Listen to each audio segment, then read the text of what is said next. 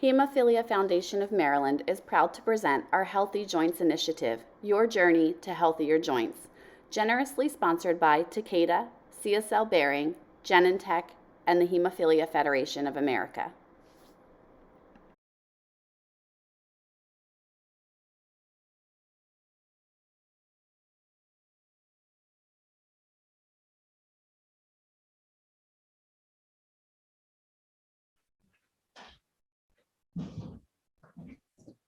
Okay, I would like to welcome everyone to HFM's Healthy Joints Initiative welcome webinar.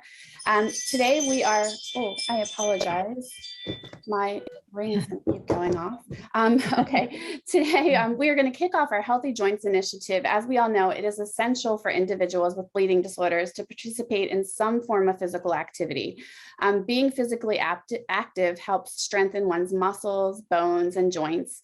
And one of the many benefits of having a strong, healthy body can be a reduction in the number of joint bleeding episodes an individual might experience. So with HFM's Healthy Joints Initiative, we will develop educational and fitness resources to improve the HFM's community's knowledge of safe physical activities for people with bleeding disorders. So I'm going to share my screen with you guys. Okay, so on the next screen, you'll see a QR code and a website that will allow you to enroll into this initiative.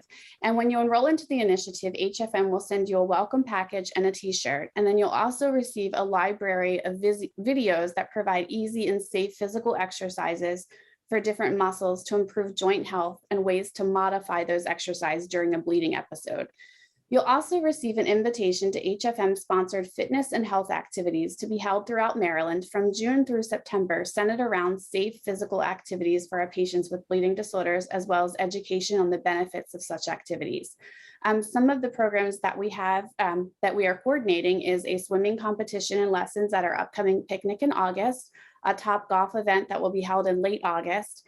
And then we're also looking into some other activities, such as even a healthy eating class to coincide with those fitness activities.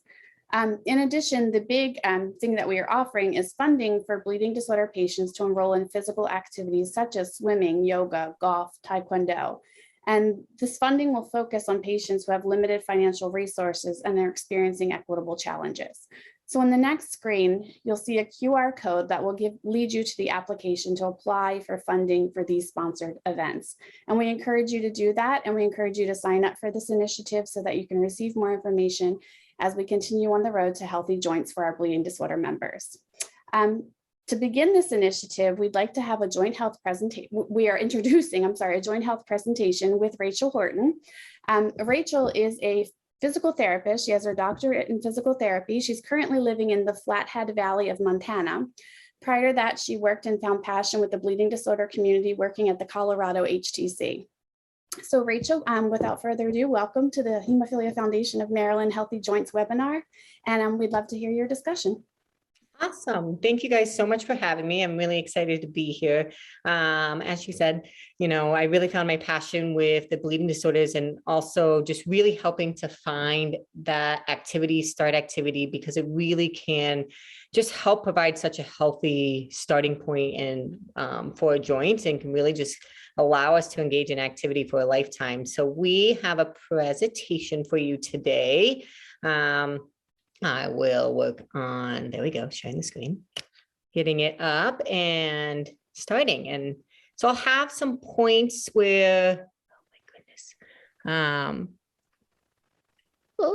There it is. Sometimes to participate, I'll probably just kind of have a moment of silence. So that way, if you're at home, if you're watching this later, you can kind of think through what we're talking about. And answer those questions for yourself. Oh, there we go. Perfect. So again, my name is Rachel Horton. I am a physical therapist. This presentation, my part, is brought to you by the HFA.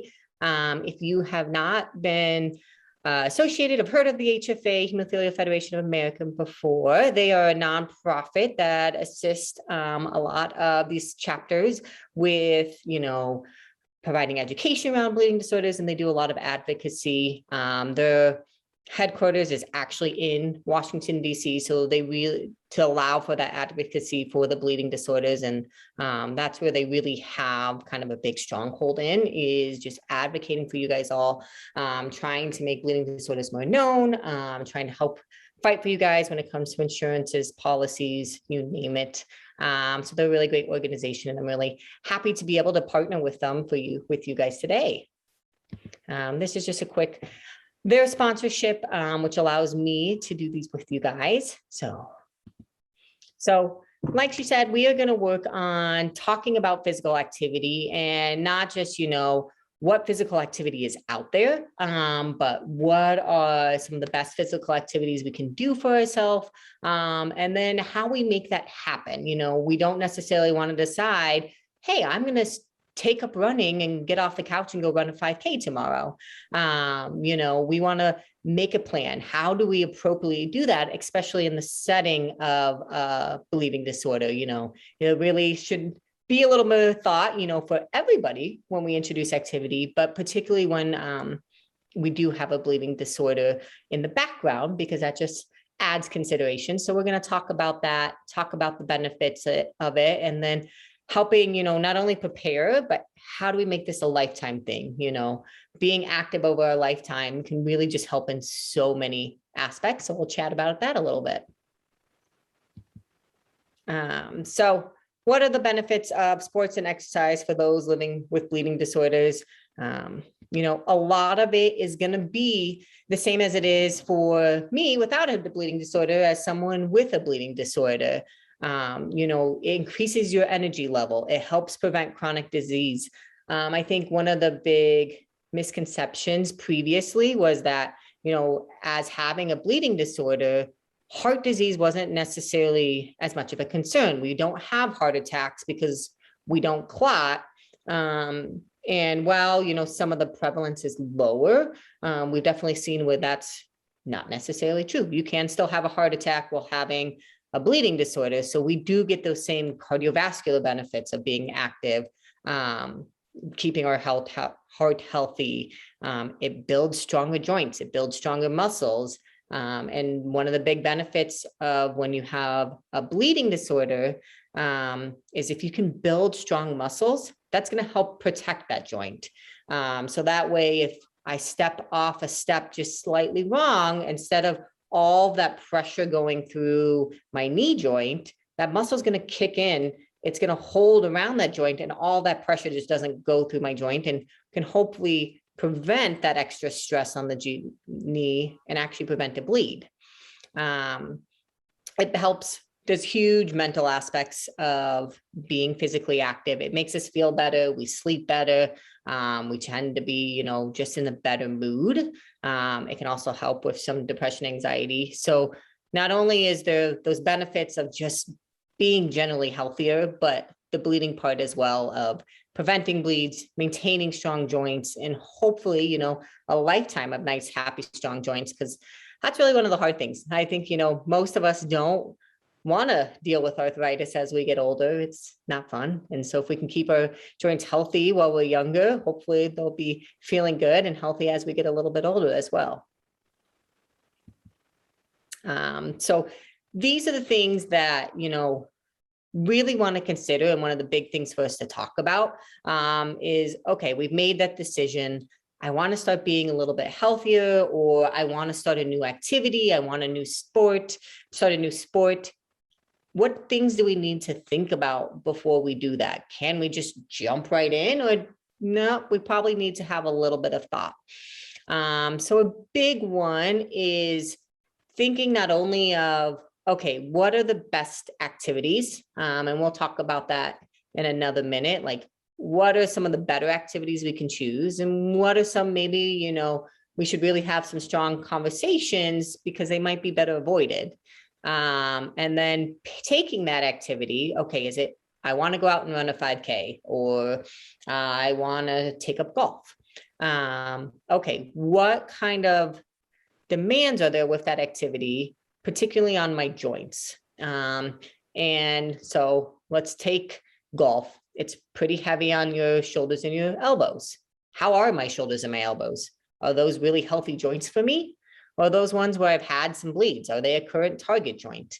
Do they bleed anytime I do extra activity around my elbows, or is it just if I do, something kind of odd, tweak it? We talk about age, because we tend to just be more flexible, nimble, healthier joints as we're younger. But also, there's a social aspect of different activities. Once we're adults, playing soccer on a team becomes, maybe a little less important. Whereas for that 7-year-old, playing a part of that soccer team might have a really strong social aspect that's important to them. And so it becomes more of a consideration. Whereas, for that 35-year-old with bad knees, or, more prone to bleeding knees, it might be like, yeah, that just, it doesn't make sense. Where, okay, it's a younger person, they really want to try it. They don't have a lot of bleeds there. It's a different conversation. So all of these are things that we're going to want to sit down and consider, not only as ourselves, as a family, but also conversations you want to be having with your HTC, your healthcare professional, your physical therapist. So that way you can really have a clear plan and idea as you go into it. So for you all at home, I want you to take a minute, hopefully this has kind of been a conversation. This isn't new to you today, but what are some activities you might consider to be on the safe side? And what are some activities that, maybe we need to pause? Maybe there needs to be a larger discussion about if this makes sense for us to participate in. So jot 1 or 2 or tuck it in the back of your head on what you think. So this next slide kind of goes through and rates activities on a 1 to 3. So 1 is going to be ones that they consider, really quite safe, up to a 3, which are, really considered best, maybe not doing, or it really needs to be having some strong conversations. So this comes from the Playing It Safe handout. I think hopefully this is pretty well known. It's a bright colored sheet with rating things from green are your safe activities, all the way up to red are, strongly discouraged. We really, it's been found that they have a lot of collision, they have a lot of impact on your joints, just that risk of bleeding isn't really worth the activity.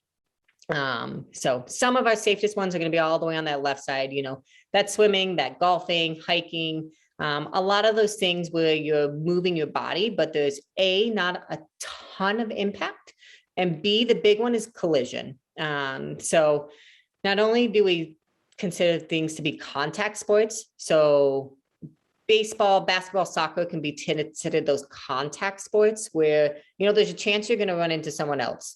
You're playing soccer, someone slides into you. It's a pretty big risk of injury and bleeding if someone slides into you. Whereas that's even less than what we consider those collision sports, which is your hockey, your football, where you are constantly running into someone. And so that risk of bleeding just goes significantly up. So this is really provided as a conversation piece. We encourage the ones on the left side a lot more than the ones on the right. I won't say that it's unheard of patients participating in the ones on the right, but it's a very big conversation and a very big decision. And so there is a lot of pause that goes into those activities. So again, take a second. What are some of your favorite activities?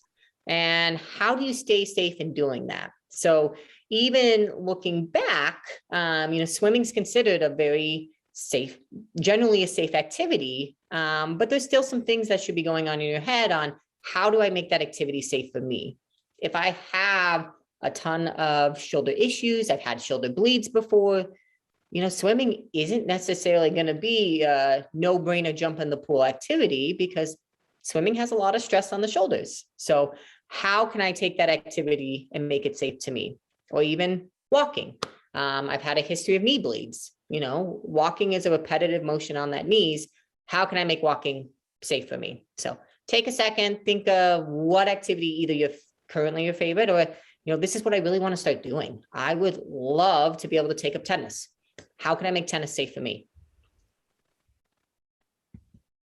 So preparing, so we've kind of been talking about this. And so taking that step, you've identified that activity that you want to do.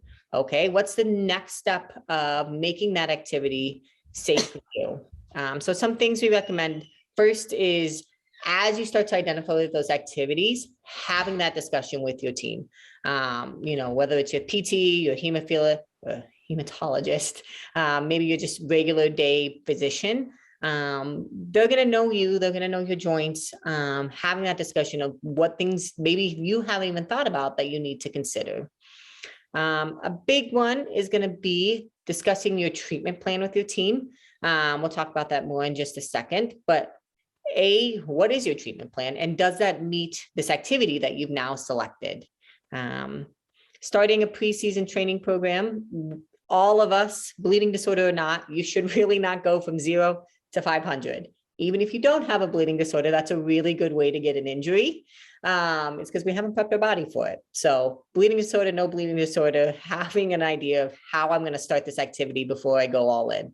If I'm playing golf for the first time, I'm not going to go out and golf 18 holes. I'm going to kind of make a plan before I do that.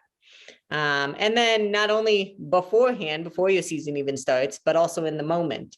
You don't go out and run a 5K. You probably should do some warm-up exercises on the sideline, do some stretches, kind of get your body ready for that day's activity. All of these things are going to help us be as healthy as possible, because at the end of the day, we don't want to pick an activity like, I really want to get into running. I want to start doing 5Ks.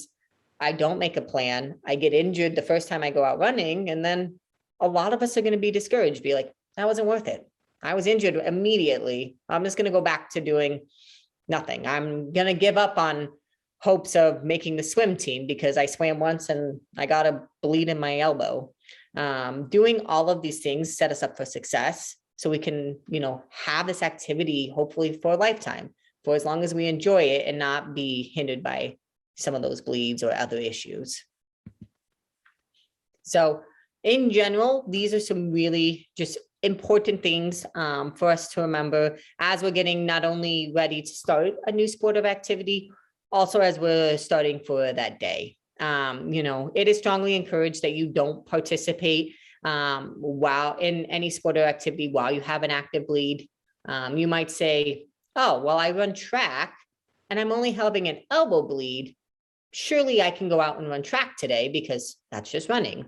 But maybe you're not necessarily thinking of, okay, when I run, I'm usually pumping my elbows, and a repetitive elbow pumping is likely going to irritate that bleed, prolong the bleed. The longer we prolong a bleed, the more likely that we're actually starting to cause damage. Whereas if we treat a bleed appropriately right away, avoid these activities, get that blood out of that joint, we're not going to hopefully deal with long-term issues. That's one of the beauties of the advancements in the bleeding disorder community over the last, 20 some years, is that if we do things, appropriately, we don't have to have a lifetime of joint damage and disease and not be able to do these things. A lot of what we're talking about is how to avoid bleeds. When we start an activity, it can happen. You accidentally trip over a small rock while you're out golfing. You run into the end of the pool, whatever. Bleeds happen. Knowing how to identifying them, either being honest with yourself or telling your parents right away that this is what's going on, so we can treat it right away. That way it doesn't become an issue and we get you back to your sport.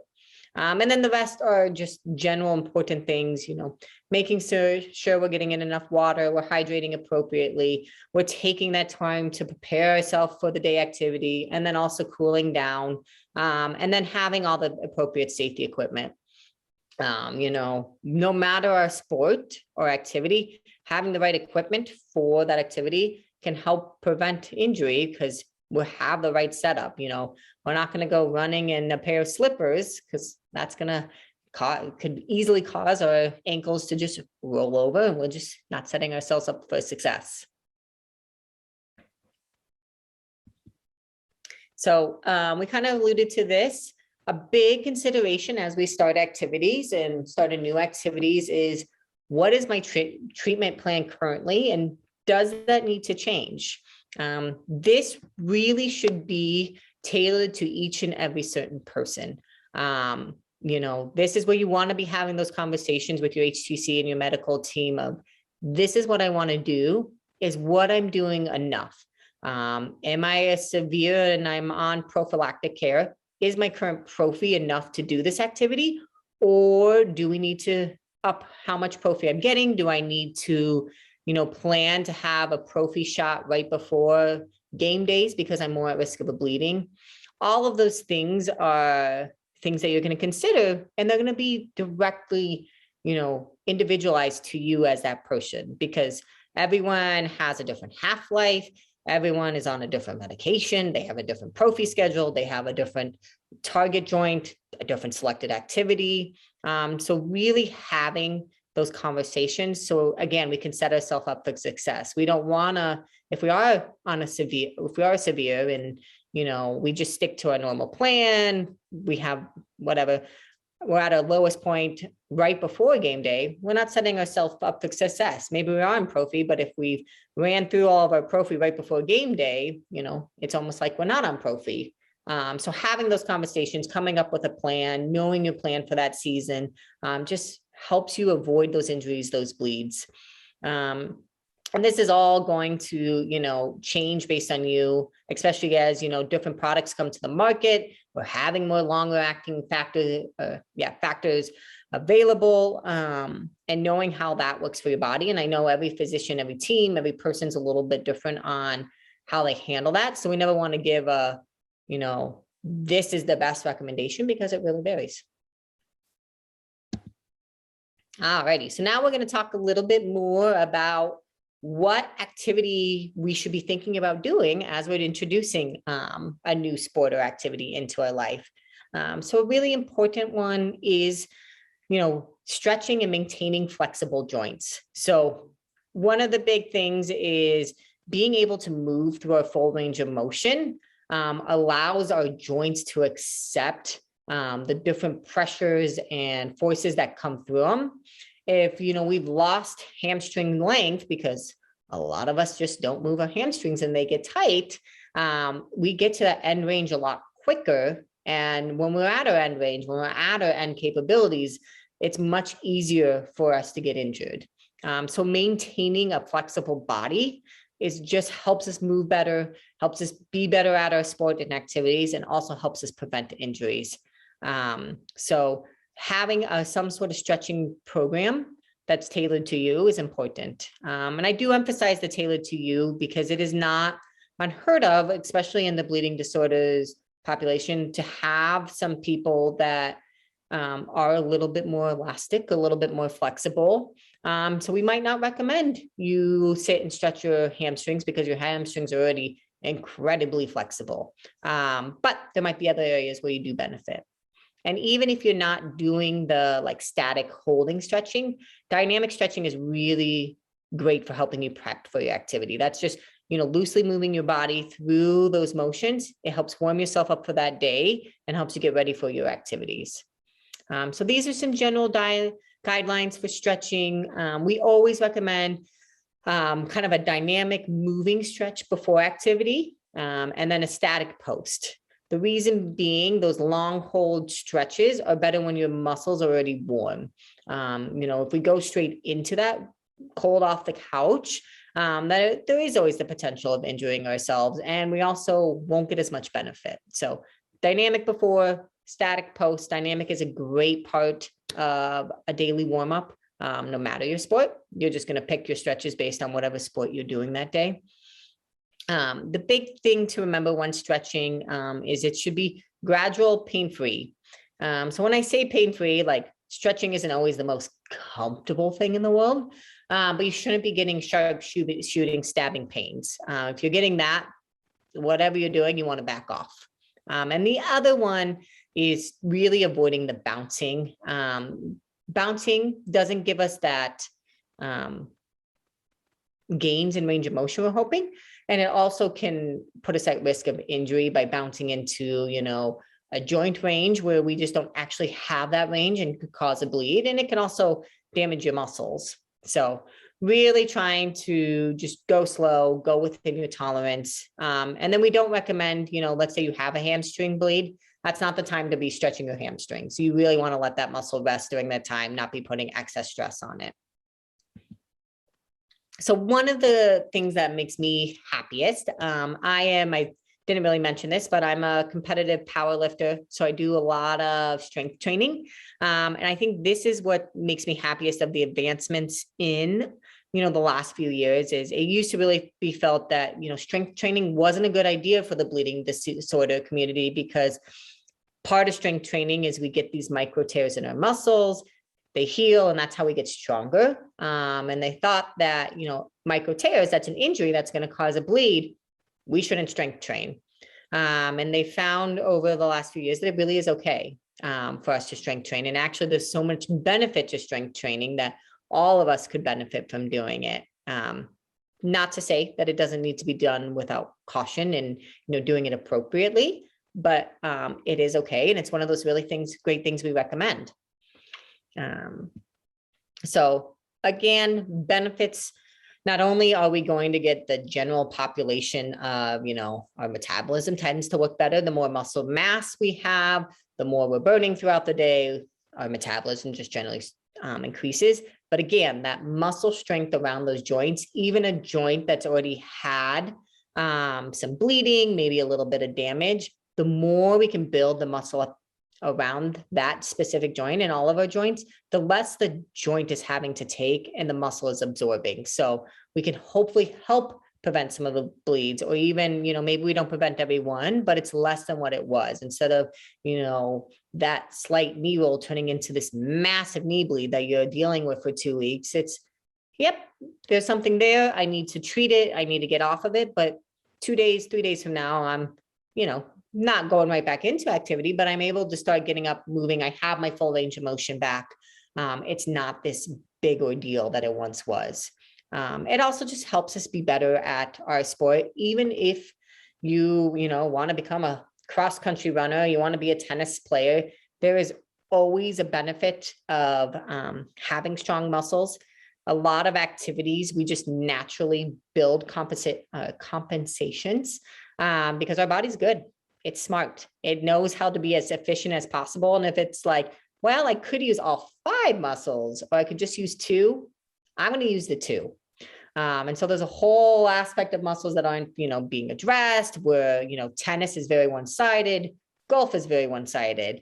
And so it's easy to build these imbalances that just put us at risk for an injury, put us at risk for a bleed, where strength training can help even a lot of that out. And then the third, aerobic training, again, so we talk about maybe your sport's running or playing tennis, strength training is fantastic. Let's say your sport is more in the strength training arena, or, I just want to get stronger. I want to go to the gym. There are huge benefits to being aerobically cardiovascular active.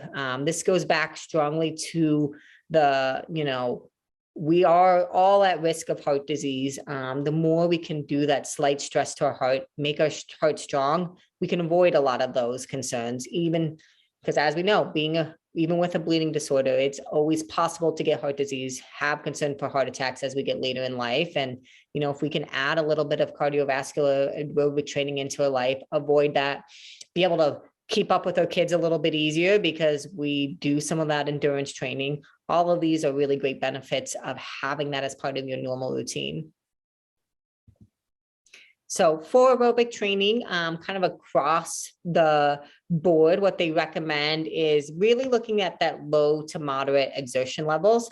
So we'll talk a little bit about how you can rate that in just a second, but finding that activity that you can do for a longer duration. And then recommendations for globally everyone is trying to get about 150 minutes of aerobic training, aerobic activity throughout the week of that moderate intensity. And so that's not all in one bout. You don't do 150 2+ hours in one day, but, you know, accumulating throughout the week, 30, 40 minutes at a time to that 150. And they recommend that because that's what they've really found helps prevent that heart disease, some of those other cardiovascular diseases. So how do you measure exertion? There's a lot of different rating scales out there. One of the easiest ones is just going light, moderate, intense. So light, you should still be able to sing. Moderate, you should be able to talk. And then that vigorous activity is where you are going so hard that you couldn't even carry on a conversation. You might squeak out a word, but you're not carrying on a conversation. And so usually when we look at activities, we're looking at, okay, I can still talk, may not be totally effortless. I might not, you know, talk nonstop for 30 minutes, but I can get out a sentence. I can talk throughout that activity. If you're getting kind of that realm, that's usually considered a really good intensity for not only sustaining for an entire training session, but for getting that most benefit over time. So one of the best things we can do to help take it from an idea to a long-term habit is having a plan of, you know, how I'm starting this. And then also, how am I keeping track of how I'm doing? It can be really easy to kind of either increase activity too quickly, and that causes us to unfortunately get injured or have a bleed, or decide, man, this is way too hard, and then give up on our activity. Or sometimes the other happens. You're like, man, I've been doing this for so long and I don't think I'm getting any better. So tracking is really one of those things that can help us find that happy medium of, I'm taking this activity, I'm going to take it from just an idea to a long-term habit. So there is a ton of apps out there that help you track all of the things that are listed over on your left. You know, what activity I'm doing, am I getting enough water in, how much water am I burning off with my activity, so how much extra do I need to take in, what am I eating?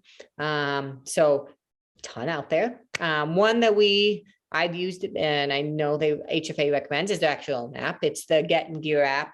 And it really just helps you find that place of how to keep track of all these things. But one of the biggest things I recommend is starting a new activity can be really overwhelming. Start small. You know, don't feel like you have to keep track of all the activity you did, all the water you intook, all the food you intook, because sometimes that overwhelming of there's so much to keep track of, I just don't even want to do it. It's too much. Starting small. Okay, this week, I'm just going to keep track of how much water I'm intaking.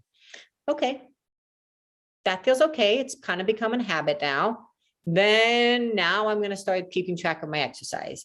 But picking one thing at a time, if it seems too daunting, making it kind of part of your normal routine, and then adding another thing. And that can help hopefully keep it from being super overwhelming, because yeah, if we all get overwhelmed, if it just seems like too much of a piece to bite off, we might just avoid it altogether.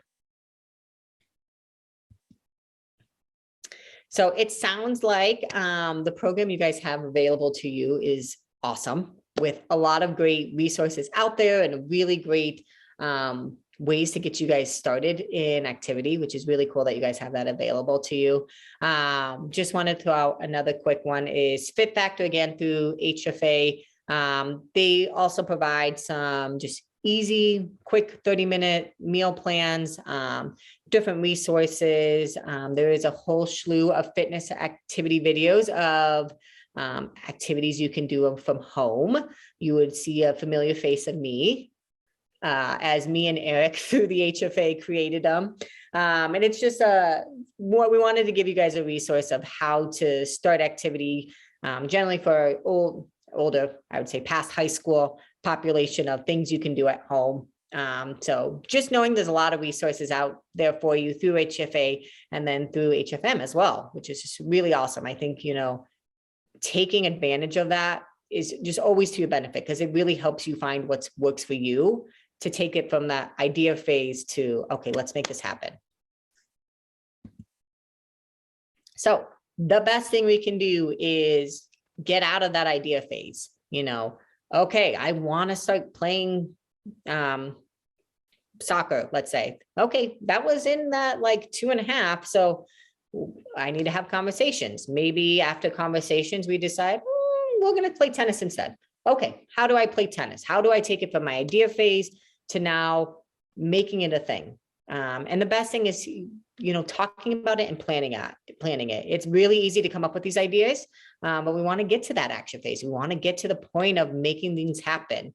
So finding those activities you want to do, having and starting to take those steps. One of the best things you can do is to start by just talking to your medical team, HTC. They're going to set you on the right direction, let you know things that maybe you haven't thought about. Maybe there are things you've thought about, but getting you set up for success from that point. And then also thinking about, how do I incorporate this into my life? How do I incorporate this into my schedule?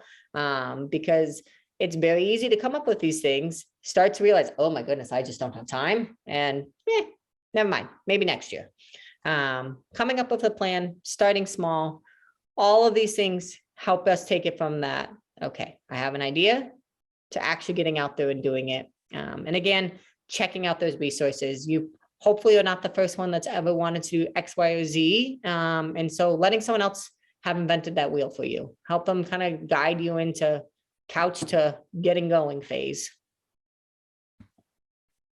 So hopefully, with this webinar and some to come, you'll really find that not only is there so many benefits for being physically active for all of us, but there's so many benefits to being physically active, particularly with a bleeding disorder. It can help you. A lot of times you think, I would love to take up swimming, but I'm just going to get a bleed and it's not going to be worth it. Whereas the opposite really can be true, that if we do this smartly, we start this activity, we actually build stronger, healthier muscles, and we're preventing bleeds. We're preventing bleeds not only during that activity, but we're preventing bleeds in daily life because we are stronger, we are healthier. So stepping off that curb wrong isn't going to be a big bleed because we have the muscle support that we need. It doesn't turn into a big rolling, falling off the curb. It's like, whoop, I misstepped and I go on my way. So hopefully through all these programs, you guys will really find an activity, a sport that is appealing to you and able to make a plan for introducing that to yourself.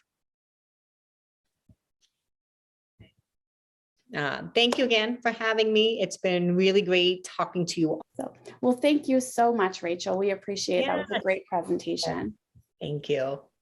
I'm really excited to hear about your program, and I hope everyone else gets excited. So it sounds like it's just an awesome opportunity available.